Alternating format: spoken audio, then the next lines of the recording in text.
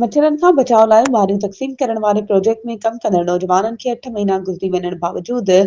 मुआवज़ो न ॾियण ख़िलाफ़ मुतासिर नौजवाननि जो इंडस हेल्थ हॉस्पिटल नेटवर्क जे ख़िलाफ़ मीडिया सेंटर जुडो अॻियां एहतिजाजी मुज़ाहिरो करे मुआवज़ो ॾियण जो मुतालबो कयो वियो। तफ़सीलनि मूजिबि इंडस हेल्थ हॉस्पिटल नेटवर्क तहत मारियूं विरहण वारे मलेरिया सर्वे में कम कंदड़ नौजवाननि खे गुज़िरियल 8 महीननि खां सैलरी नाहे मिली सघी। जंहिं जे ख़िलाफ़ मुतासिर नौजवाननि मीडिया अॻियां एहतिजाजी मुज़ाहिरो कयो। उन मौक़े ते अॻवाननि अब्दुल गफूर कोलाची, अब्दुल रज़ाक जरवार,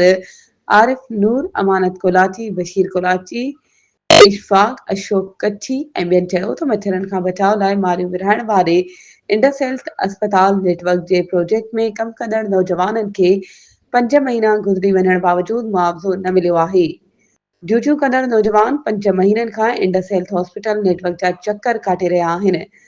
पर खेनि मुआवज़ो न मिलियो आहे, जंहिं करे प्रोजेक्ट में कम कंदड़ नौजवान सख़्त परेशान आहिनि। हुननि डीसी मीरपुर ख़ासि सोशल वेलफेयर जे मिनिस्टर मीर तारिक ख़ान ठालपुर, MNA मीर मुनव्वर ख़ान ठालपुर ऐं आला अधिकारियुनि खां मुतालबो कयो त खेनि सदन रहियल मुआवज़ो फौरी तौर ते ॾिनो वञे। ॿिए सूरत में मेन रोड मीरपुर ख़ासि मिठी ते एहतिजाज करे धरणे जो सॾु ॾिनो वेंदो। वधीक ख़बरुनि ऐं अपडेट्स जे लाइ असांजे चैनल खे सब्सक्राइब कयो ऐं हा, बेल आइकन खे प्रेस करणु न विसारिजो त जीअं असांजी हर नई अचण वारी वीडियो तव्हां ताईं पहुची